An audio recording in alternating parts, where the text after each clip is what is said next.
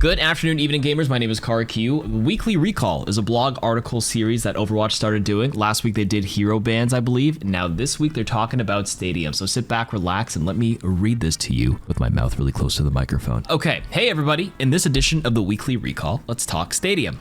Our team has been having a blast watching you all experiment and enjoy Stadium. It's a big, bold adventure for all of us, and we're happy you're along for the ride. Thanks to your feedback and millions of additional data points, we've been able to tune up some pain points and make Stadium more fun for everyone. Now let's dive into some ways we'll be improving Stadium today, tomorrow, and beyond. Section 1, making matches better, because we all know matchmaking Stadium, not great. A lot of people have been complaining about it, so let's see what they are going to say here. Matchmaking is a delicate process that takes constant improvement and tweaking on our end, especially for a brand new game mode. We've heard your frustrations and are happy to share some ways we'll be making it better and for more balanced matches in the future. To help folks settle into their matchmaking rating, or their MMR, we shipped Stadium with an internal modifier that helps calibrate the MMR for new players.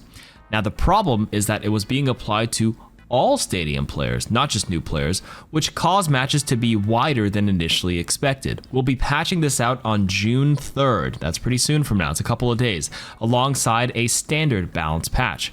We expect matches in Stadium to even out over the next few weeks. Last week, we deployed a hotfix that bumped Stadium's ranked skill bonus from 25 to 50 for the Pro tier, All-Star tier, and Legend ranks. We wanted to make sure players who work hard towards reaching All-Star tier have a fair chance to reach it, and the bonus increase should allow you to more easily hit the top ranks and earn the All-Star Legendary Juno skin. Wow. So in short, everyone's gaining more than they lose. Plus 50 bonus, plus, oh, wow, okay. To give everyone enough time to earn the skin, we've also extended that challenge through the end of Season 17 to give you more time to climb. So that's a long time. That's an extra few months. Now, finally, our team is paying close attention to how heroes are performing within Stadium and planning measure changes to make a more even playing field. Our newest addition, Freya, made quite an entrance, and we understand she can be frustrating to play against, so a new anti-air item will be added in Season 17. Wow, sounds like Knockdown from Deadlock.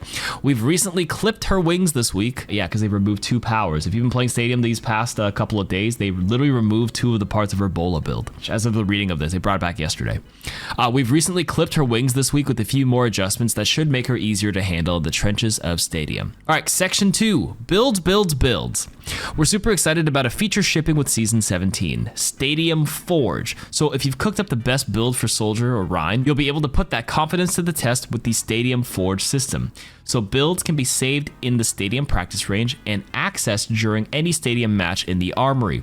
You'll be able to share your builds with other players and import exciting or chaotic builds from your teammates, content creators, or anyone whose strategy is worth a try. Oh, so you can see here in this image, you have like a little build share. So you can have a couple of items you pick for the early game, late game, and flex items with 4 powers. I wish they gave you some more options to add some more powers or additional stuff, but there's a note section at the top. Okay. All right, reading on. Additionally, there will be more example builds included to guide you on the right path, and will suggest items for early and late game strategies catered to every hero. Newer Stadium players will get more direct guidance with these builds, while seasoned pros might even try a new item or 2. Whether you're using a pre-made build or crafting your own, we hope you have fun experimenting with all the options out there. Now, Stadium Forge was far and away the most requested feature you asked for once Stadium launched, and we're psyched about it too. Now, Stadium is designed to be a social experience, so the concept of sharing builds with friends or the internet is a hugely important factor for us. As a bonus, content creators and highly skilled players get a valuable outlet to help others. I got you. I have a couple of sick builds that people always ask me. I have a really good KarQ build and a really good Orisa build for some reason. I don't know why I have a good Orisa build, but I do. And a good Freya build. I'll share that when it comes out next season. Expect a deeper dive into Stadium Forge full of tips and tricks and example builds in the upcoming weeks. Section 3, final section, new ways to play. Tons of great content. We'll be heading to Stadium next season, but we want to give you a sneak peek of some of the changes we're looking forward to in the not so distant future. So, number 1, an unranked mode for Stadium will be headed your way soon.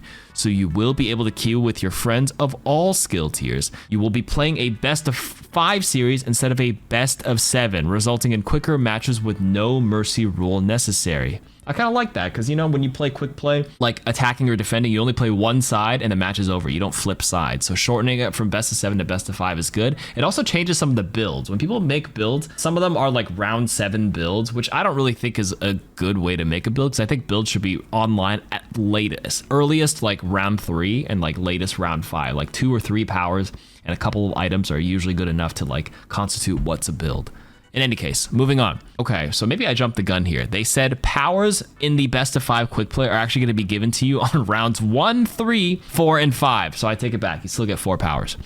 And the economy will grant more cash so you can flesh out your usual strategies within a shorter game. This is intended to be a more casual stadium experience, great for learning the ropes or getting a few more games in with friends. With a more casual version of Stadium comes the unfortunate reality of more levers, so we will be adding a backfill feature with unranked. This will operate in a similar way to backfill in standard quick play.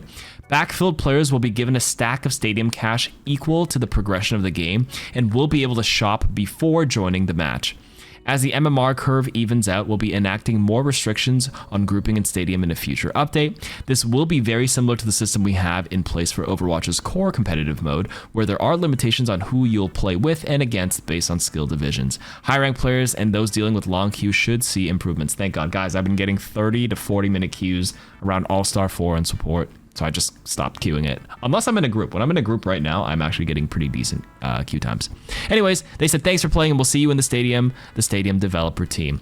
Now, one thing they didn't mention is crossplay potential. If they have unranked, I don't think they mentioned it here, and I'm not sure if they have mentioned it. One of the criticisms of having unranked Stadium is that the queue times for the main competitive mode will be even longer because like I just mentioned, my support queue times are outrageous, but they're fixing the matchmaking, so hopefully the queues will be a little bit faster, number 1. Number 2, quick play might just have a different audience completely. We're just dicking around trying new builds. And I hope, they didn't mention it here, but I hope they add crossplay so that you just have a larger volume of players queuing so it doesn't affect the competitive stadium queue times too hard by adding this mode. I think this is good for the game in the future. There's a lot of pros and cons you have to weigh, right? Queue times versus a more casual experience, hopefully crossplay, having fun with stupid builds. That's what I really want, because like I am trying to climb higher on support and maybe hit legend if the queue times aren't too bad, but this is like a bad time for me to try out a new support build. But like I can't play a casual mode to try out anything funky right now if I just want a meme. So the quick play version of this coming out next season, I'm excited for. And that's it for their weekly recall. I actually appreciate them giving more insight every week, and it gives me an excuse to read these to you, and you guys can listen to this on your drive while you're going to sleep, and it's extra content. So hey, thanks for listening. Thanks for watching. See you